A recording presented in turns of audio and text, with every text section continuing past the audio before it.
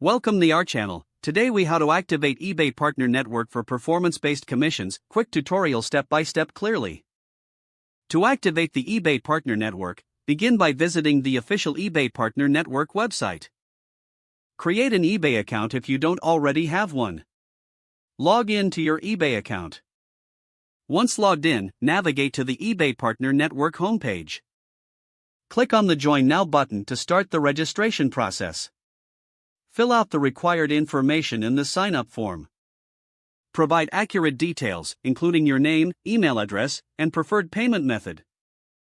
Agree to the terms and conditions presented during the registration.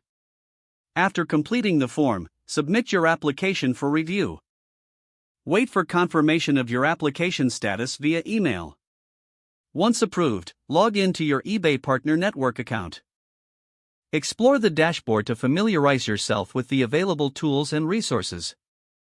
Generate your unique tracking links for products or categories you wish to promote.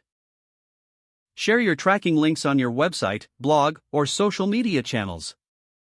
Monitor your performance regularly through the dashboard to optimize your strategy. Utilize the resources provided by eBay to enhance your promotional efforts.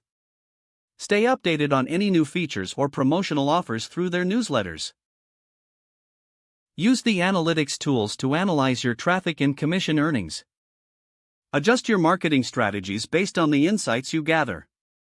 Engage with the eBay Partner Network community for support and advice. Keep testing and refining your approaches to maximize your commissions. If the page does not load, refresh the browser or try again in a private or incognito window.